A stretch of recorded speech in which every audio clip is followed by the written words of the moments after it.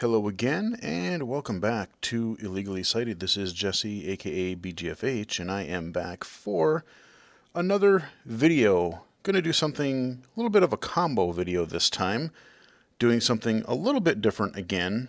I will start out with the actual iPhone stuff for people who are actually just more interested in the iPhone part of the video. So what I'm going to do is the first part is going to be talking a little bit about iOS 11, some accessibility features, and just a couple aspects about iOS 11 and the iOS 11.3 update that just came out today as I'm recording this.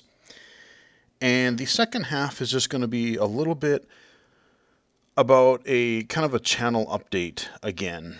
Channel update overall, and a few things that I'm looking at doing in the future. I just want to talk a little bit about game accessibility and CSUN, Game Accessibility Conference, Game Developer Conference, those kind of things that happened last week as I'm recording this again. So we'll do the iOS stuff first here. Sports folder. But before I do, one channel thing I will quickly say. I'm trying to remember when I last did my channel update video, or one of those, probably like February, maybe? And we were under 1,000 subscribers, and I'm like, I think we might be able to get to 1,000 pretty soon. Well, we have officially reached and exceeded or surpassed 1,000 subscribers. So I looked just a minute or two ago, and we are at, officially as of right now, 1,019 subscribers. So that's pretty awesome. When I started the channel, believe it or not, back in 2012, I really did not know, if I was going to continue the channel for a long time, if I would kind of get sick of it and just kind of peter out, or if anyone would even notice or care. But especially the last year or so, a couple years maybe, it's really picked up. So like I said, thanks for the subscribes and comments and likes, and keep it going. And yeah, so we'll get back to the channel stuff in a little bit here.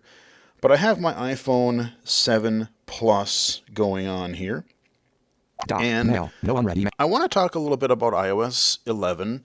You may have noticed last year I had contemplated doing the last few years I've generally done a video on, oh, hey, this is iOS 8, 9, 10.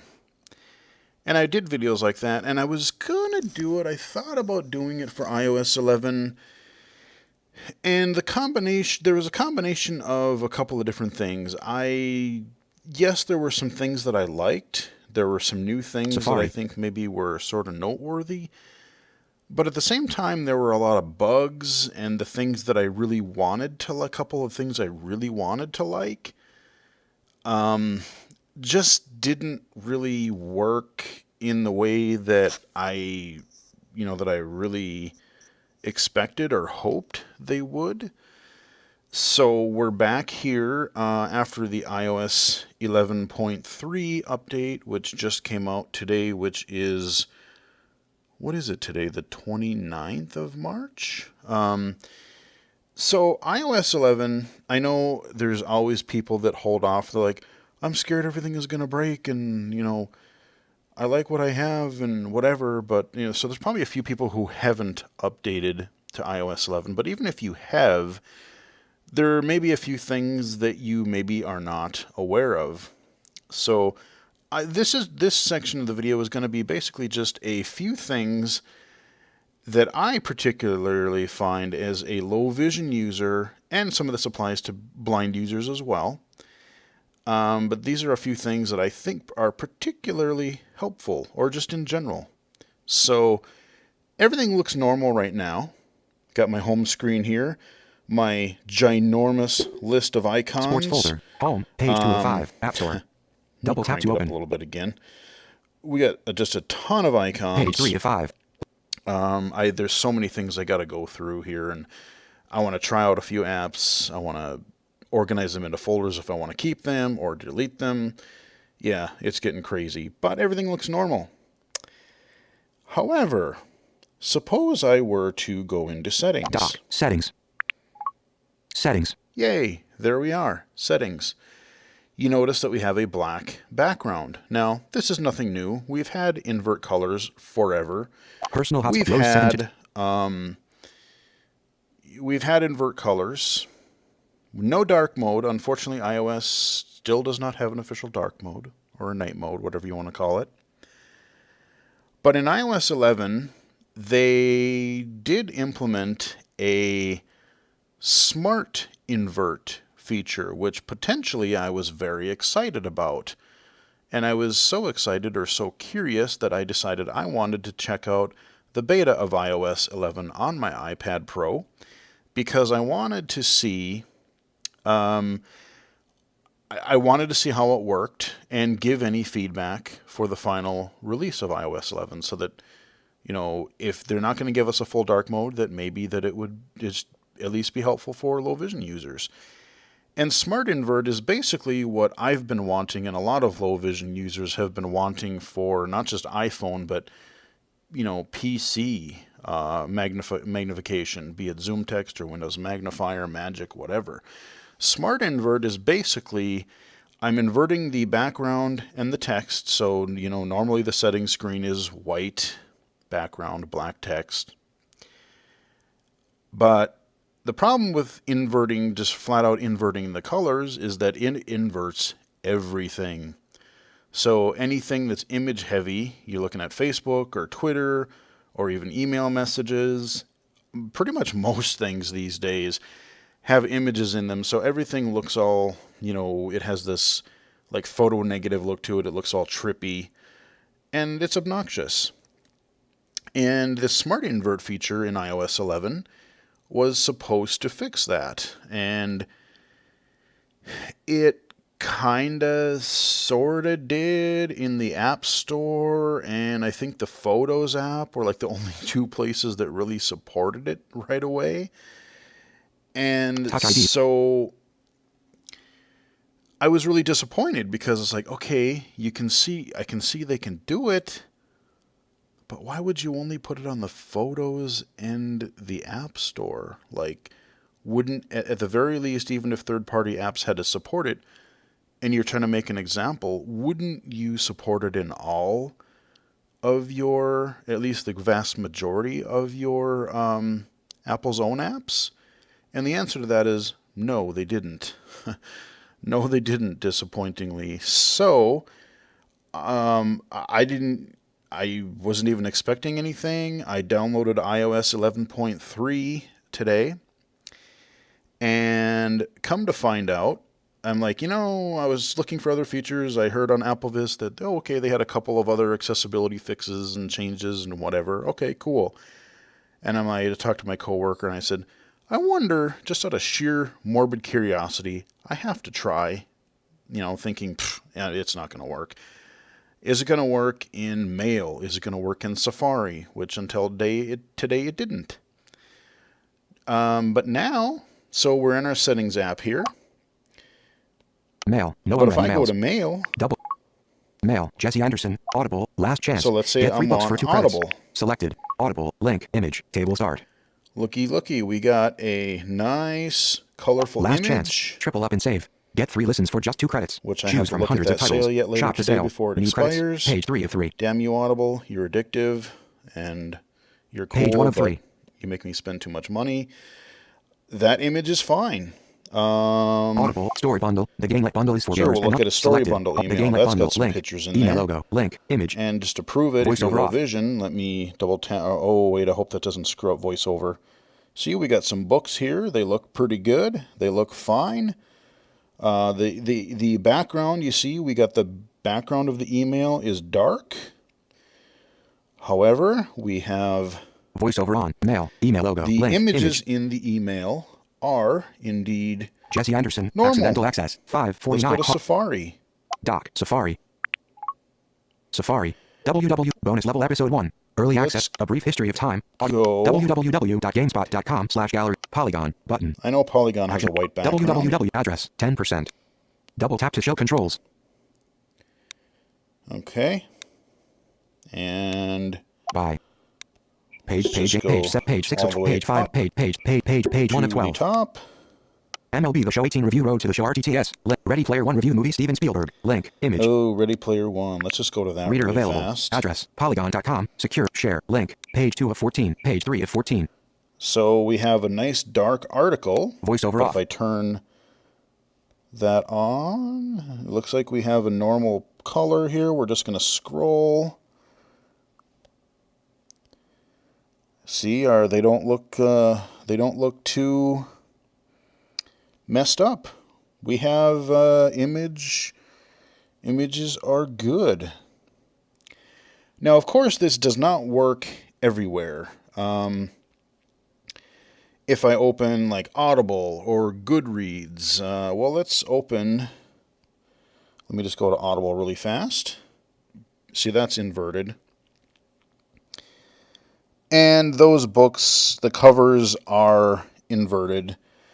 So there are some issues with it still. And the way that Smart Invert is designed to work, from the way I understand it, is that apps specifically have to support it. So it's not like a system-wide thing to be like, oh, I'm going to turn this on, and the under the hood thing of iOS is just going to be like, oh, if an app's or it's just going to, it's not a system-wide application of it. So some apps won't support it, but then even if there are some that don't necessarily support it, other apps seem to have their own color schemes. Like if I go to VoiceStream, I use my dark mode that I've always used. So that works fine. So that's really helpful. Twitter. Let me go to Twitter really fast. Twitter has a dark mode. And so I don't know if I'm guessing the way this is working is that if an iOS app has its own kind of a dark theme, that app specific thing may override the Smart Invert feature. At least that's the way I'm sort of understanding the behavior so far. And even better, YouTube finally got smart. Check this out. This is not Smart Invert. YouTube actually has a dark mode, a dark theme, which is fantastic. They had it in Chrome for a while, but it recently just came to iOS. So, yay for dark mode, yay for Smart Invert feature. And if you want to know how to turn it on, Closing movies folder. Dock. Settings. Let's go back to settings. Settings. Of course, iTunes and App Store. We're going to go to General. Button. General. Selected. Settings. And we're going to go to Home. Accessibility. Accessibility. Button. Selected. General. And under back Vision, button. Display accommodations. On. You got display accommodations, and that's where it is. Selected. Accessibility. Then the first option you have, invert colors. Smart. Button. Invert colors. Smart. That's the status. If I Selected. go in here, display accommodations. I have two different options. So I have Smart Invert on. Smart Double Invert tap is to toggle on. setting. And if I flick to the right, Smart Invert colors reverses the colors of the display, except for images, media, and some apps that use dark color styles. Yep. Okay, so yeah, it says right there, except for apps that use, like, if they use dark color styles. So that's beautiful. Classic Invert off. And you can have Classic Invert if you still really want the weird, like, photo negative look. It's still there. It's an option. So that's pretty cool. So there are, like I said, there are apps that don't invert colors. work Smart with button. it. General back button. Settings back button. Like I said, a lot of media ones, Audible, my Amazon app doesn't. Google Play Music does not. So, the album covers still look really trippy, but though a lot of those I'm not actively looking at very much. Basically, I'm starting an audio file, then I'm locking the screen, be it an audiobook or music, Amazon's a little bit different. I don't care. Some games, I've tried a couple, like there's a couple games that I've been playing. They also invert weirdly if I have this setting on. So what I do, I still want triple click home to just be voiceover because I toggle that on and off several times a day, all the time.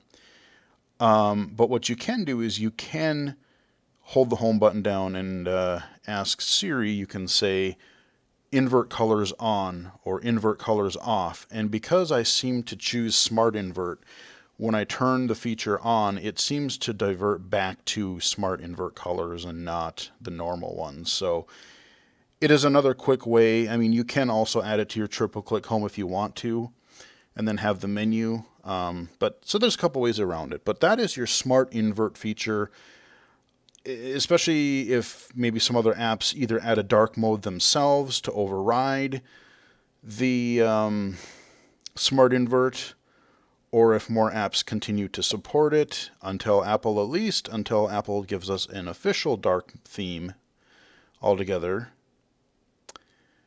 We have at least, it's getting better, and we're getting the next best thing. So, you know, it's not perfect. There are some still things that look weird sometimes, but it works. So that was a feature that just came out today. Another interesting feature that came out just today that I know a lot of people have been talking about. iPhone storage button. Let's go Settings, back heading. to my settings. And Battery button.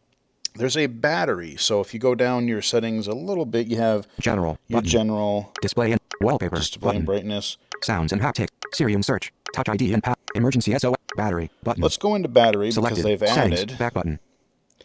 Remember when people were complaining because their performance, there's the performance issues, and they were shutting down because they were throttling, and then they would shut down their iPhone or iOS device.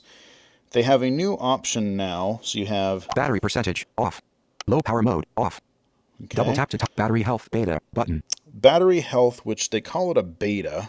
If I go Selected. in here, Battery back button. Phone batteries, like all rechargeable batteries, are consumable components that become less effective as they age. Learn more. Link. Maximum capacity 95%. so mine has depleted some from the 100% factory, of course, 100%. This is a measure of battery capacity relative to when it was new. Lower capacity may result in fewer hours of usage between charges. You think? Peak performance capability. Your battery is currently supporting normal peak performance. Normal peak performance. I bet if I were to install the update on my work iPhone 6 Plus, I bet you that it is not acting under peak performance, or I'd be very surprised if it is, because my iPhone 6 Plus at work, it's really slow. It's gotten really sluggish. So that's, again, that's where you would go if you are having performance issues. If if you want to enable, like right now, I don't even have the option because I'm running at peak performance. But if iOS was throttling battery health beta button. My phone's performance because of the battery charge level, or the battery drain, that is where you would go to change that. Settings heading. So that's another feature that just came out today. Otherwise, iOS 11 itself is generally pretty good. The main thing, 6:31 p.m. Status bar item. Let me go into this is the new Airplane control mode. Switch center. button off. And Double tap to toggle overall, setting. I generally like it. Before it used to be on just the bottom half of the screen, and then you could three-finger flick to the left and right if you were using VoiceOver. You'd have like a playing tab, and then you think you had like a home tab for like all of your HomeKit controls if you had any of those such devices. Now they've dumped everything into one full screen panel, and mostly I like it. The layout is fine. The one thing I do not like is in the upper left-hand corner you have airplane mode. Switch button off. Airplane Double mode. Tap to toggle setting. You have your kind of connectivity settings here. Cellular data. Switch button on. Wi-Fi, JXFI, switch, Bluetooth, switch button on. So here's the really dumb thing. So in iOS 10 and earlier, Wi-Fi, you could turn that off, and when you turn that off, it in Control Center, it meant I'm turning Wi-Fi off. I can toggle it. And in actuality, iOS 11 has changed that behavior, which I don't really think I like. When you turn Wi-Fi off, it only really disconnects it from the current network that you're connected to. So if you were to, let's say, maybe you were at work and you turned Wi-Fi off, and then you went home, and then it should connect to your home Wi-Fi because it didn't actually turn the Wi-Fi off. It just like it's almost like a just disconnect from current is almost what it should say. And maybe the behavior itself could be okay, but I think they're really misleading just to have a flat old Wi-Fi toggle on and off. I think that's misleading. And I didn't know it until I read an article about it and went, they did what? They changed it? Okay. So yeah, that is, I mean, you have your typical stuff. You've got your media control in the upper right. You have your brightness and your volume 100% adjustable, volume, brightness 32% adjustable, and 32% swipe up or down with one finger to adjust the value. And I like, as a low vision user, I like the thick. It's not just a regular thin left-right slider. These are like these tall vertical, but thick sliders. It's easy to see what your level is. Lock rotation. Do not disturb. Lock Switch button, rotation. off. Do not disturb. Double tap to toggle But setting. what I really like about iOS 11 and the new Control Center is the fact that you can actually customize part of it. The bottom third of it or so. Flashlight, timer, button, calculator, button, camera, button. I don't know if you Use can get 3D rid touch of to show that more controls. row, Actions available. but the one below it, Accessibility shortcuts, button. Use I have 3D an touch to show more accessibility controls. Actions shortcut available. menu. I've added that, and I'll show you where you do this. Apple TV remote, button. An Apple TV remote. I do have an Apple TV, so that's a quick way if I want to use my phone as a remote, I can do that. Magnifier, button. Magnifier. I use, I'm finding myself using the built-in magnifier of iOS 11 because it actually has improved over iOS 10. The clarity of it and the focus, I think, has gotten a little bit better. It's still not full screen. You can't hide the controls on the bottom, but it's actually not bad. And because I can just flick up, like if I don't have VoiceOver on, I can just flick up from the bottom, tap the magnifier button, and I'm in. It's actually really convenient. So you can add and arrange this bottom couple rows of icons to access some quick apps. Magnifier, button. Screen recording, button. Screen recording. This is also another new feature of iOS 11 that I was actually really excited about because I was thinking there's some apps that just will not record when I'm mirroring. They won't record correctly. So, hey, I can record directly, and it actually does work. And you can, by default, I think it just records like the video and then the sound from your device. If you do a force touch or a long press, if you don't have that ability on your phone or your device, you can be given the option to toggle the microphone on or off too. So you can record like your game sound or your app sound, your app sound, and then you can have the microphone recording your narration as well, like I'm doing here. I'm still using the Reflector app just because it's easier for what I'm doing.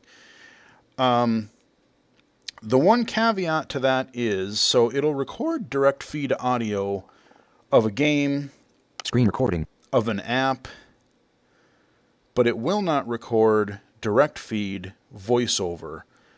The voiceover audio is going to come through like the speaker. So it's kind of like you have to have the microphone turned on, like so it'll come through like the way you're narrating. So it goes out the speaker of it and then it goes back in the microphone. So it's not a direct feed.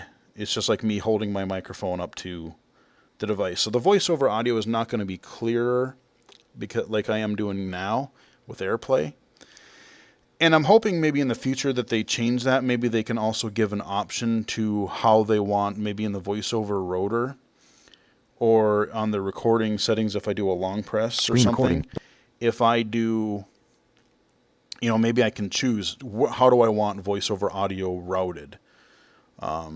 So that would be a nice thing to also include.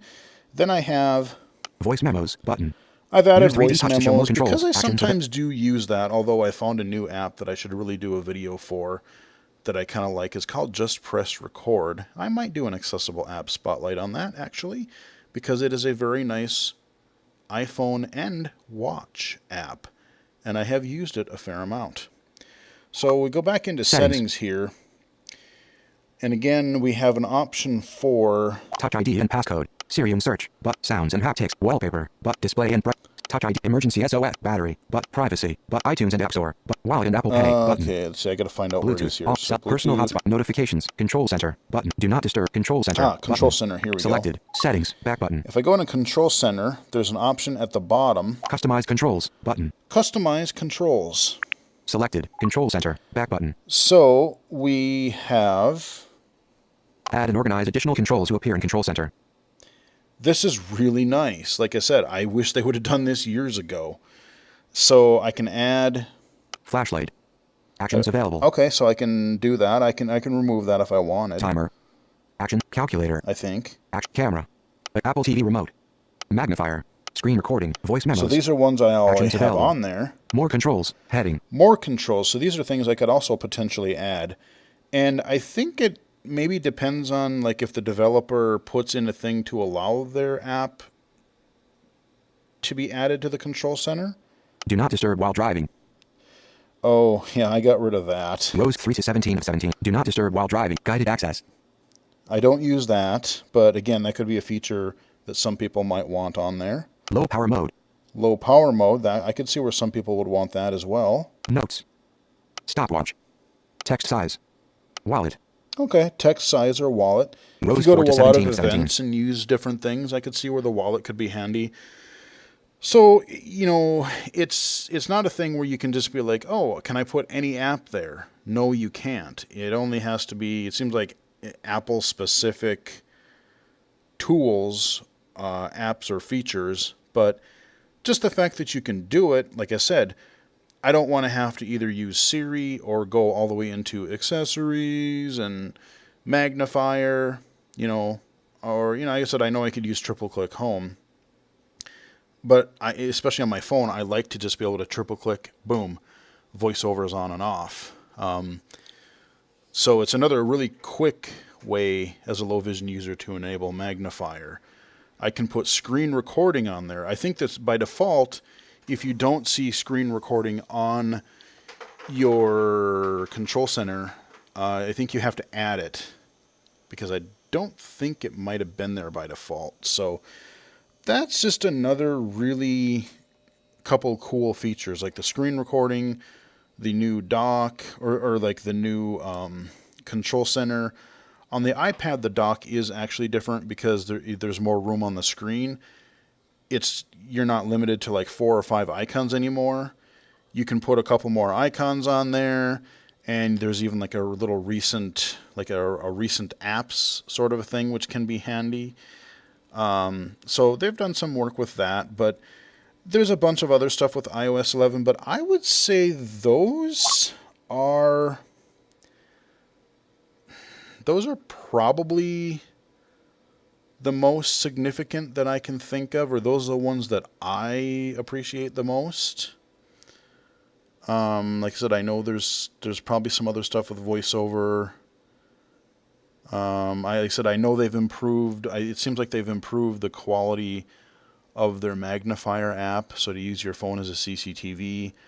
I don't want to try it in the middle of this video because if it makes my phone crash and I would have to start this video over, I would be kind of annoyed. But there you go. There is a little look at iOS 11 and 11.3 since I didn't do an official iOS 11 video this past year.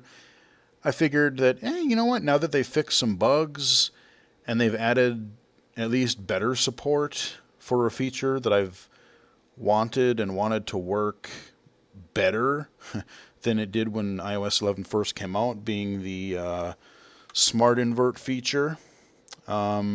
Settings. Yeah, I figured, now would be a good time. I can lump that in with just a quick channel update. So I think we're pretty much done with iOS, unless I think of something last minute. But I'm going to close my iOS window here. We're going to pop back to my computer. Yeah, let's pop up back here. So here is we just have my illegally cited web page up here. And yeah, let's zoom in with our magnifier here for your low vision people here. 1,019 subscribers. Pretty awesome. So one of the things I'm going to let you know is I'm going to be doing a little bit of work on the channel.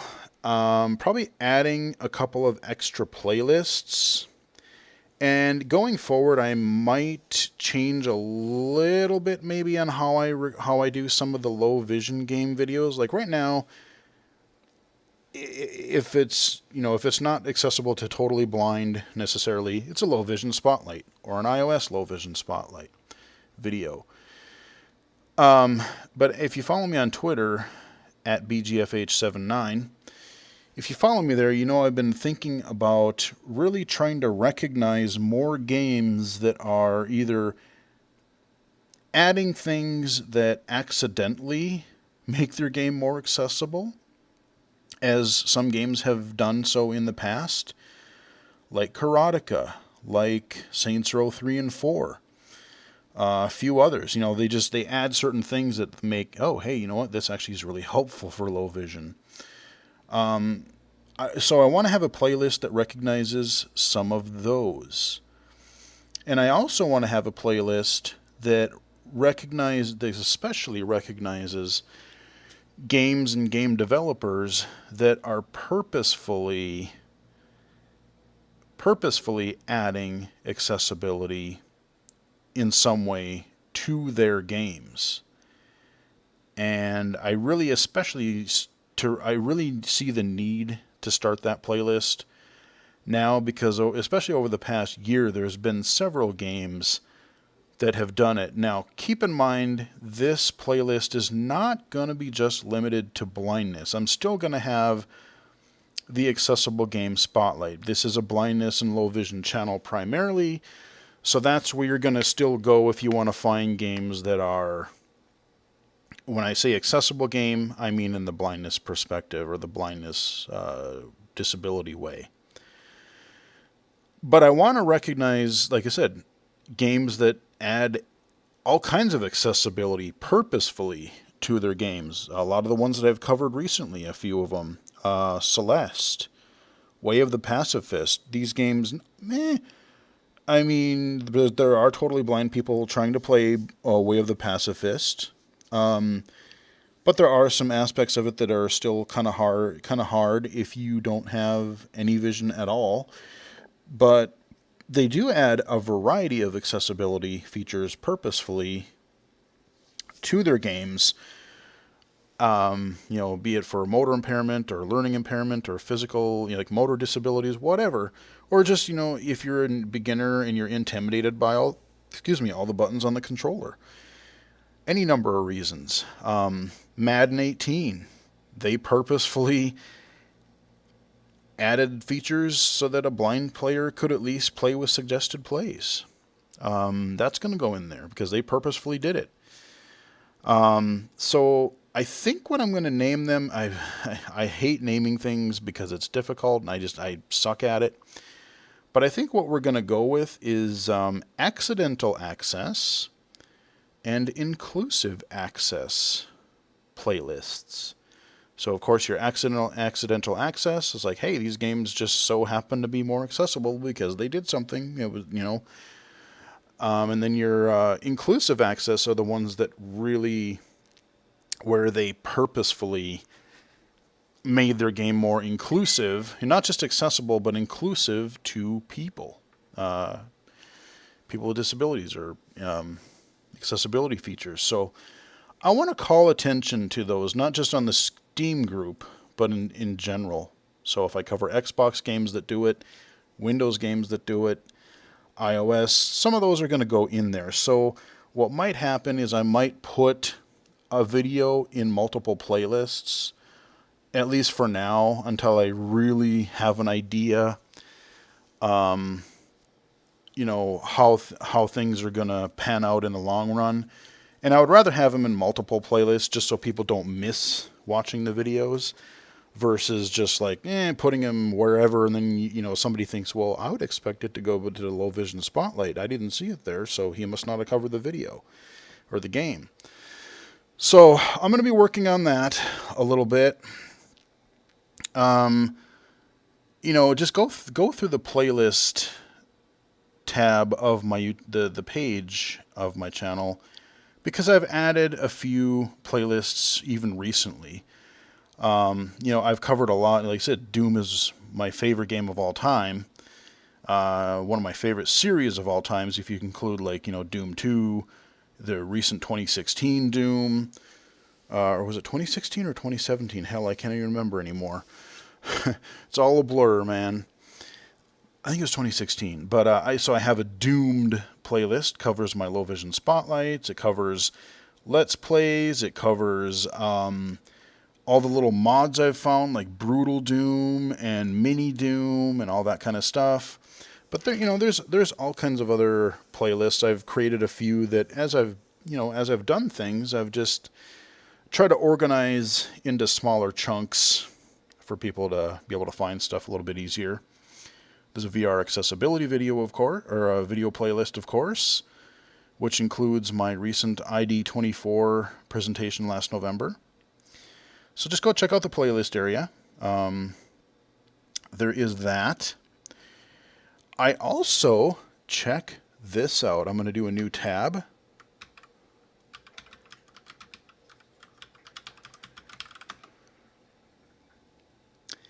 IllegallySighted.com. Yay! I actually have a domain. I finally bought the IllegallySighted domain because I saw that it was available. So there's not much there. It's not going to be a huge thing.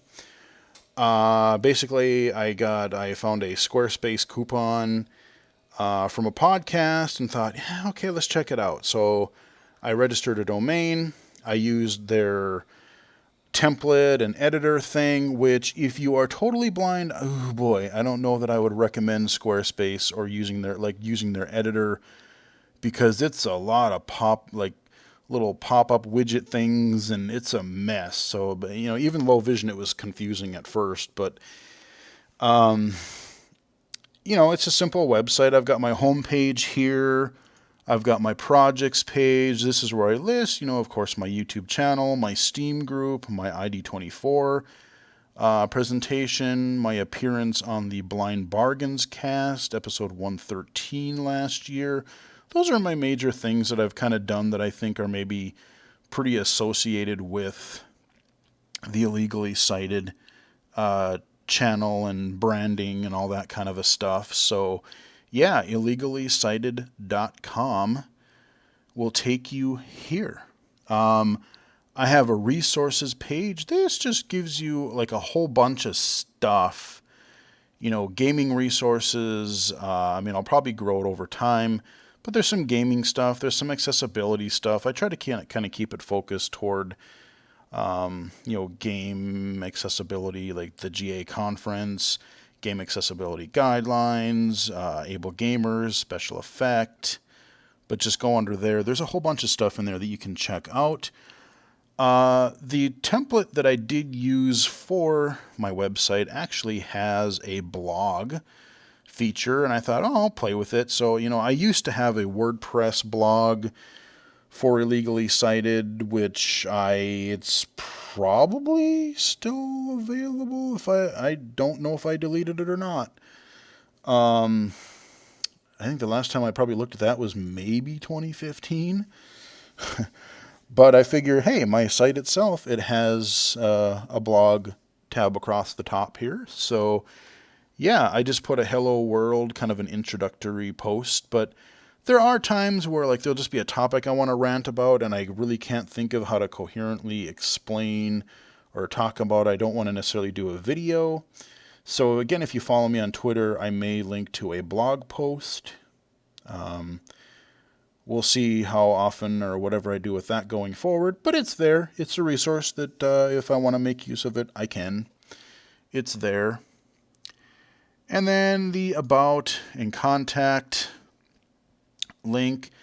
It's just basically a little history of Illegally Sighted so far. Started with the YouTube channel, did some Twitter stuff, going into the Steam group that I recently created late last year. I don't even remember what I wrote in here. I only wrote it like a couple weeks ago, but I forget everything. But yeah, there's several paragraphs just about it, and then links to like my Twitter, Twitter, email, that kind of a thing. So, IllegallySighted.com. That's really all that's there. I mean, there's really not much, really anything for graphics. I just made it stupid simple. And I did test it on my iPhone, so yeah, it works. Instead of being links across the top, there's just there's a menu link, and it kind of pops down like a list of vertical items, so it actually works pretty well. And so it totally works on an iPhone. The only thing that I haven't been able to really fix or figure out on this is under the Illegally Sighted heading here, I don't know, this template had like a city state zip thing because it was meant to be like a business or a city, what was it? A city something like business. It was like a business information thing. And I made it visually invisible, but I can't delete it. This template, it doesn't seem to allow that business section to be deleted. And I don't think I can just do like spaces just to, basically, make it, a space would replace the default value of city, state, blah, blah, blah. So I think it might say under the logo, it might say like, if you're using a screen reader, it might say something like city, state, or something like that. But aside from that, everything else should work. Like I said, it's a bare minimum page, but it works. I have a domain, and it links to the projects and sites that I do and that I work on. So eventually what I would like to do now that I have the domain, I have the channel, I have my Twitter, I kind of want to make some business cards for myself. So if I go to CSUN, if I go to GA conference, if I do any of these other speaking engagements in the future somewhere, not just my actual daytime job, but what I'm doing here, if I work with Microsoft or I work with, another game company or a VR company is interested in accessibility stuff, I can use my Illegally Sighted stuff and give people business cards and, connect to people that way. So that's sort of the, another intent that I have in the near future that I'd like to do. So, why do you do that? Let's go here. There, back to my home page. So to wrap up, I just want to talk a little bit about, just so you guys know, I mean, I have tons of videos. I have quite a few videos recorded already. There's a few more I'm going to record. The channel is not slowing down. We're going to keep doing our 2 videos per week. Sometimes we'll throw in a bonus video or 2, depending on just, if there's something specific I want to cover, or there's a holiday, or there's whatever reason it might happen to be. Wednesday and Saturdays, though, for sure. I have a lot of videos already recorded, so, if you see some games and content that seems a little old, like I said, I record things ahead of time, so if there's a stretch where I can't record for whatever reason, I have stuff there. So lately I've been mixing a lot of new videos I've recently recorded with older stuff. I still have a fair bit of older stuff to unlock for you guys there. Like I said, last week was insane. I really kind of wished I was in California. They started out on Monday with the Game Accessibility Conference, GA Conf. Tried to follow Twitter that day. Seemed like there were some really good sessions. I even looked ahead of time just to see their preview. And they are going to have their sessions on the YouTube channel eventually. I'm hoping sooner rather than later because I'm very eager to watch some of those. Sounds like Game Developers Conference, which was held in the same city anyway. The rest of the week, there was even a few game accessibility game accessibility sessions there. So it's really picking up steam. We have, we even have EA. Like I said, I talk a lot of smack. Everybody talks a lot of smack about EA, Electronic Arts these days, because they're just doing a lot of stupid and annoying crap. Just a lot of anti-consumer everything. And I really, in a lot of ways, I hate to support them.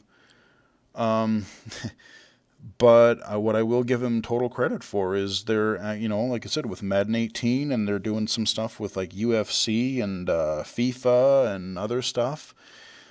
They're starting to implement more accessibility features, and so I got to give them total credit for that. And they've actually, it's in my resources on the IllegallySighted website. There's a resource for the EA hub, accessibility hub.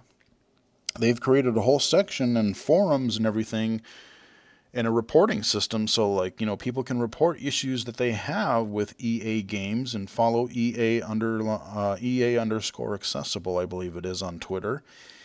And so that company is actually really starting to do some accessibility work. And I'm really curious to see where it goes from here.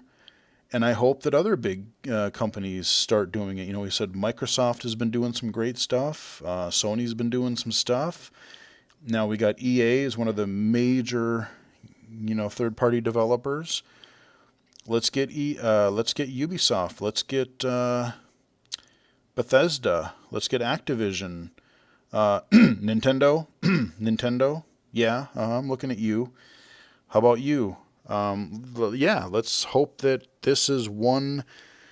Everyone seems to copy EA or Activision as it is, so let's hope that maybe this is also that people copy something good for a change, and let's hope that we can get more accessibility, actual accessibility components, or departments, or people and things in other in other companies. So I hope that EA does lead by example here, and I hope other people follow it.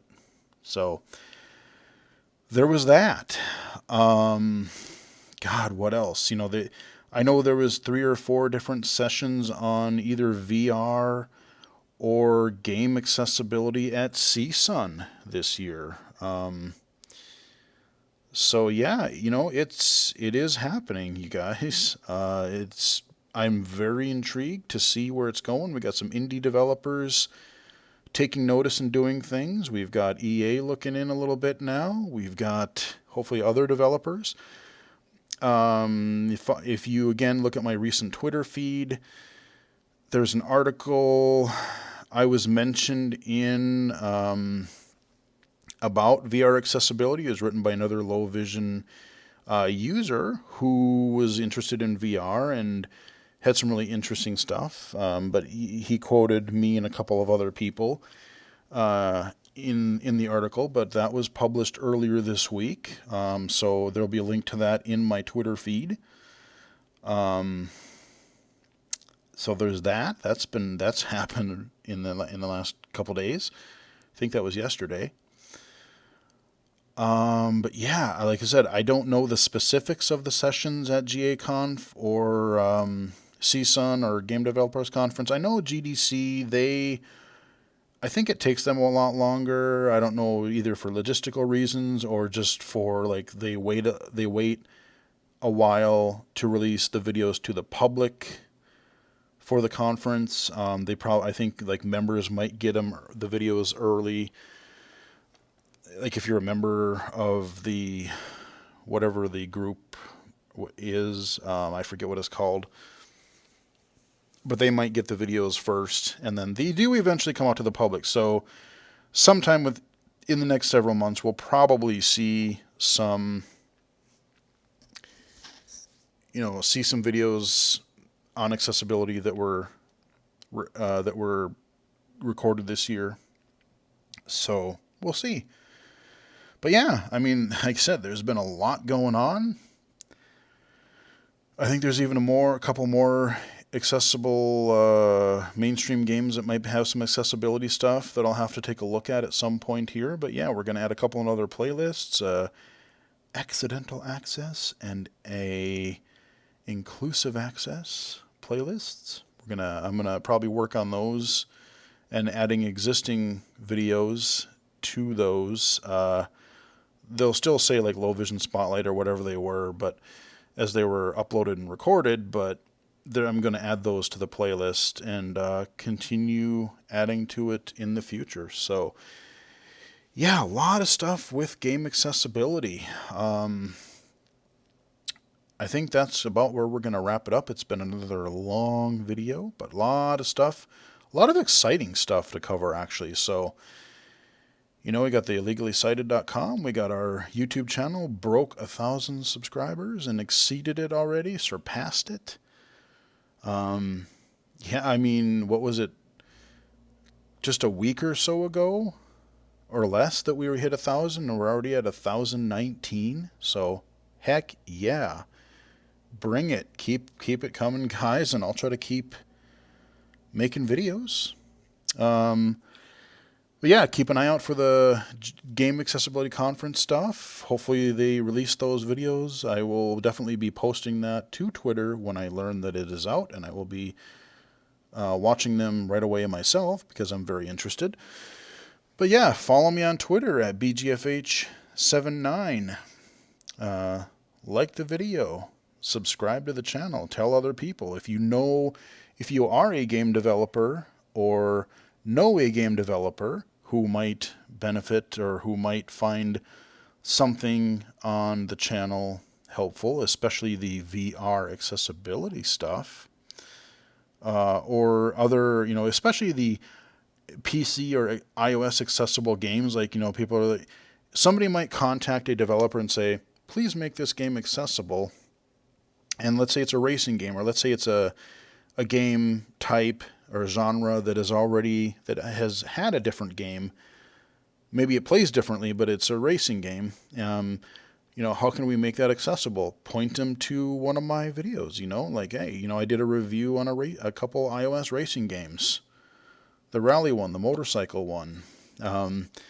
If there's an accessible puzzle game, we've got a couple of those on there. So, like, yeah, if you need examples of, you're requesting that a game be accessible, yeah, link them on over.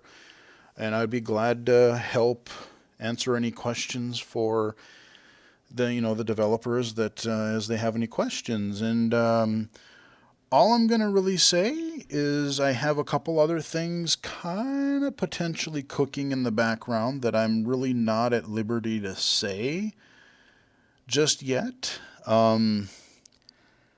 But I'm hoping the project goes well, and if it does, we should really see something pretty awesome with it. It's probably not going to be for quite a while yet. But yeah, I'll have probably something more to talk about later this year, hopefully. That said, we'll wrap it up. Check out the new Illegally Sighted website. Follow me on Twitter at BGFH79. Like and subscribe, I guess. And hope you guys enjoyed the video. And until next time, I will talk to you guys again later.